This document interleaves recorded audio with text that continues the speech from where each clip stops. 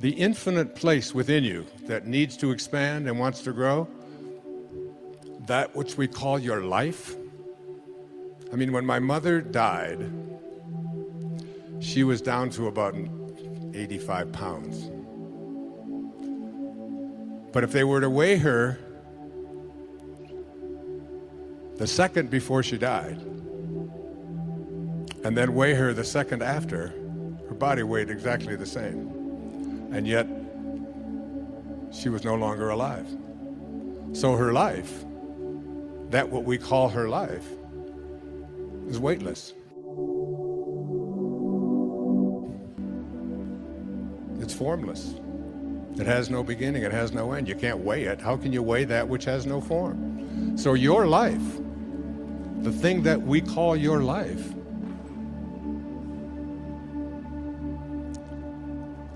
is God. That's what you are. That's what every single one of us are. So here's what Saint Germain said.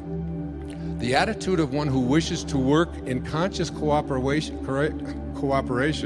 with the ascended host should not be, I wish I could go to them for instruction, but rather, I will so purify, discipline, and perfect myself and become such an expression of divine love and wisdom and power that I can assist in their work. Then I will automatically be drawn to them. If you want to attract into your life what it is that you feel is missing, then what you have to do is to become like these great ascended masters. I honestly feel that I spent the first 10 years of my life in a series of foster homes and orphanages. My father walked out on his family and left my mother with 3 boys under the age of 4 when she was 23 years old. And so I had a great blessing in those earliest years of my life to be able to go within and discover something that I came here to teach, which is self-reliance. To learn how to rely upon ourselves. And I honestly feel that I'm right now writing on a book. It was very hard for me to leave Maui and get on that plane and fly to Sacramento and take a car up here and all of that. Not because I don't think it's beautiful here and that, but I'm where I belong anyway, so I stopped fighting all of that stuff anyway. But it was because I'm in the midst of writing. And I'm writing a book called I Can See Clearly Now. And it's sort of like a memoir, except that it's a look at all of the, what seemed like just isolated events that showed up in my life, which led me to the next step, which led me to the next, which have arrived here in 2012 at the age of 72. And as I write this, and I've written almost 50,000 words in the last 6 weeks, it's almost like an obsession, because it isn't me writing.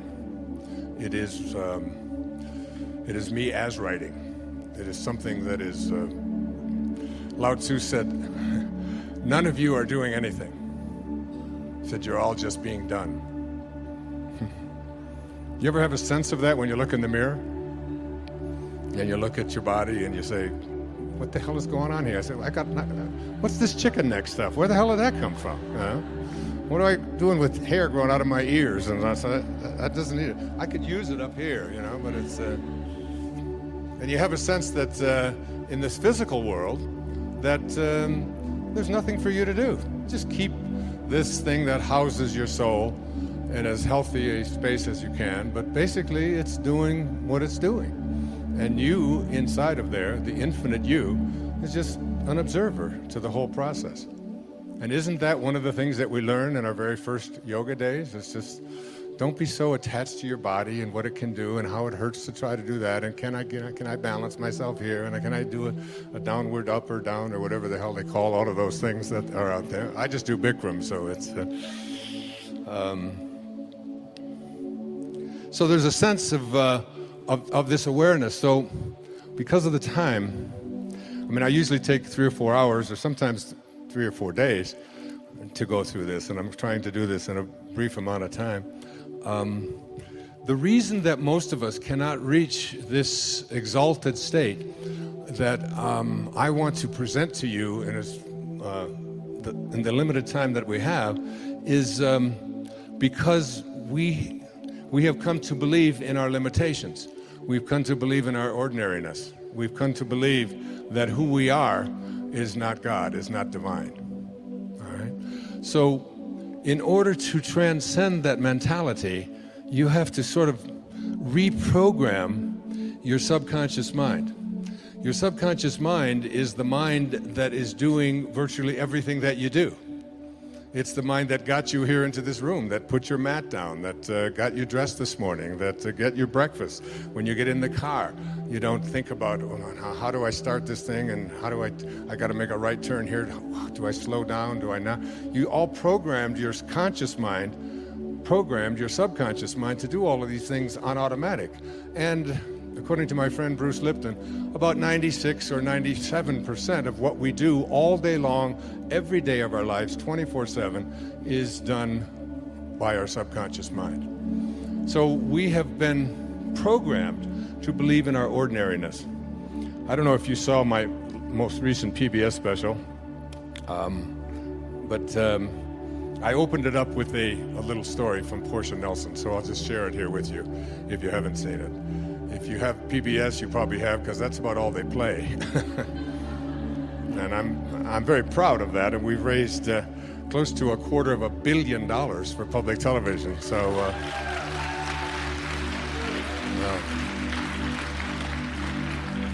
since 1999, it's been amazing. So this was something that Portia Nelson, who I knew, who passed away a few years back, 10 years back now. She lived up in Seattle. And she was at a seminar, and they were asked to write the autobiography of their life in five verses, 5 chapters. So, and they gave them only like cards this size. Actually, they were smaller than this. They were 3 by 5 cards. So write out chapter 1 of your life and just go to where you are today.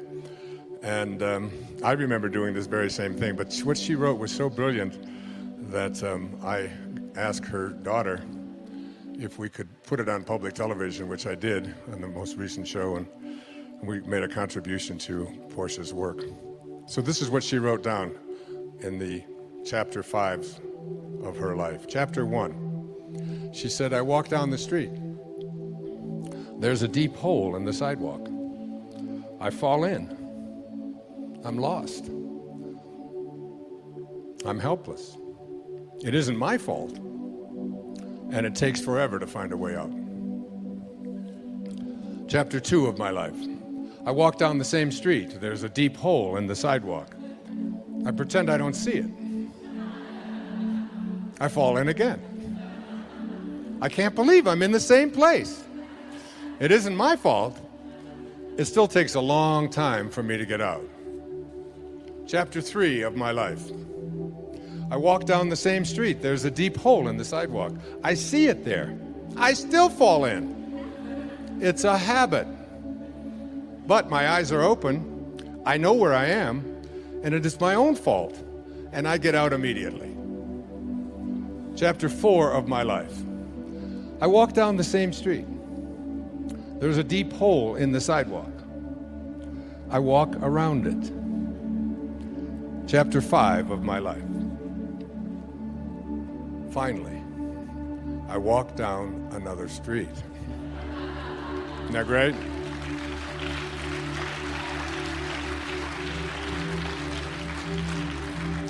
So in the time I have left, I want to talk to you about walking down another street. And this other street is a street in which you have an awareness that not only do you have a physical body, but you have come to believe that this physical body is who you are, and that you have locked yourself into these 5 senses and decided that whatever evidence they provide for you is how you identify and define your reality. By what I see, by what I hear, by what I smell, by what my life looks like, by how much money I have, by the stuff that I possess. And this is the world of the ego, and this is the world of the false self. according to my teacher, Nisargadatta Maharaj in India, who passed away in 1986. The false self is the ego. The ego is the part of us that has come to believe that who I am is defined by these 6 things. Who I am is what I have. And so we spend a big hunk of our life attempting to get as much stuff as we possibly can. The Tao teaches something very different. Let go of everything you have. When I moved to Maui in 2005 full-time, I gave up everything that I owned. Everything. 20,000 books, all of my photographs, records of every description, furniture, all the things in the house, all my clothing, shoes. It was all donated to people who lived underneath a bypass in Florida. And let go of all of it. So the ego teaches us you are what you have. The Tao teaches us let go of everything that you have. Do less and accomplish more.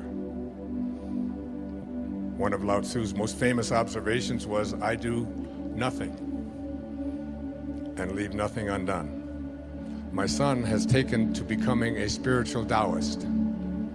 Every time I tell him to do something, he says, I do nothing. And I leave nothing undone. But there's much wisdom in that. I could go on into that.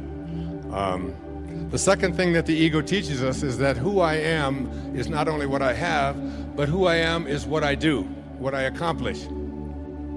And so we spend a big hunk of our lives believing that the way that we become, quote, successful, happy, fulfilled, self-actualized, whatever it might be, is on the basis of what I accomplish, what my resume looks like, how many promotions I get.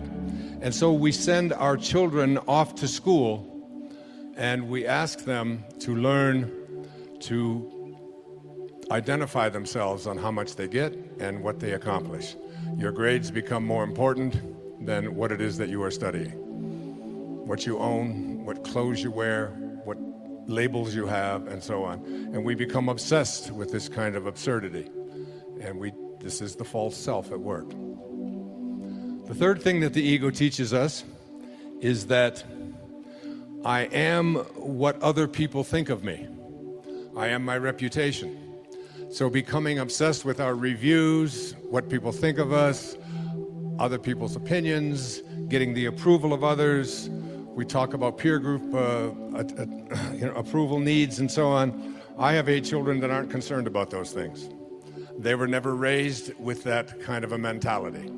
The whole idea of, trying to please other people was something that they consistently heard from their mother and myself, that this isn't important to us. We're not attached to that. And this kind of an attachment. So the Tao teaches us that what you think of me is none of my business. What the ego teaches us is that what you think of me is the most important thing that I have, and so I'll do whatever it is that I need to do in order to get you to agree with me, to like me, to approve of me, and so on. The fourth thing that the ego teaches us, this false self, is that who I am is separate from everyone else. And so we are raised in this world of the false self, which teaches us that we have to be in competition with everyone else. We have to defeat someone else. Being number one is the most important thing, and you see people doing this all the time at football games and and you'll see it when the Olympics come up, that the gold medal is more important than anything else. And you'll see people weeping and sobbing over this idea that I have to be better than somebody else in order to be fulfilled in my life. The fifth thing that the ego teaches us is that I am separate not only from everybody else, but that I am separate from what's missing in my life. The Tao teaches us that there is no place that God is not. If there is no place that God is not, then God must be in you. And if there is no place that God is not, then God must also be in all that I perceive to be missing from my life. And therefore, in order to become a manifester and to attract into my life what I want, I simply have to realign myself. I have to rejoin. I have to yoga myself to God. And the most egregious error of the ego is a belief system that says that who I am is separate from God, that God is something outside of me. We have not been raised to understand and believe that at our basic core, what Lao Tzu called our original nature, what we are is love. And all we have to do is be that and live that. There was a great Indian poet. His name was Rabindranath Tagore. And he received the Nobel Prize for Literature in 1913 for a collection of poetry called the Gitanjali. And in that poem, that long poem, 90-some verses, one of those verses says this. He's speaking of the ego. He said, I went out alone on my way to my tryst. But who is this me in the dark? I step aside to avoid his presence, but I escape him not. He makes the dust rise from the earth with his swagger. He adds his loud voice to every word I utter. He is my own little self, my Lord. He knows no shame, but I am ashamed to come to thy door in his company. That's a great poet. And that's a great piece of truth. That in order to get to this place, I speak about, that Maslow spoke to me about and trained me to think about, called self-actualization, is that we have to stop evaluating who we are on the basis of those ego identifiers, and instead begin to see ourselves as divine love, as pieces of God. The Native Americans used to say that no tree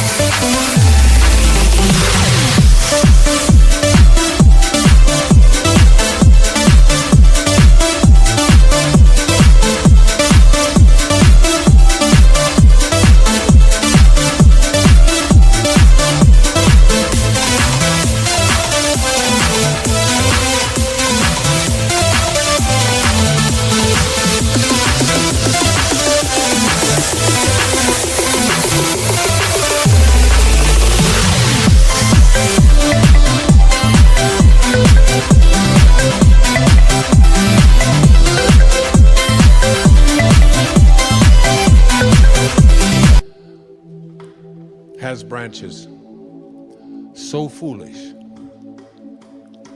as to fight among themselves. And look at us. Look at what happened just down the road from here in Colorado a few days ago. What is it about us that we have to create instruments of death in order to feel good about ourselves? What is it about us that we have to destroy each other and be in competition with each other? And even create things called weapons. It's why Lao Tzu left the place where he left in ancient China at the time of the Warring States.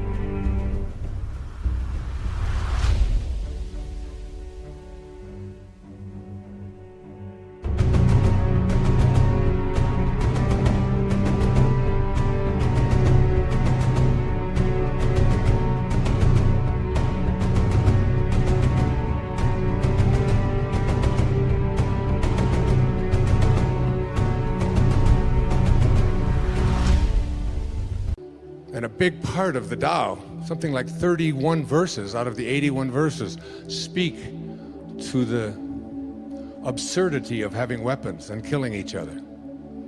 He said that every death in battle should not be celebrated, but should be mourned, because it gives evidence that we have not reached this place and understand what T.S. Eliot was speaking, this place from which we originated, this place to which we shall return.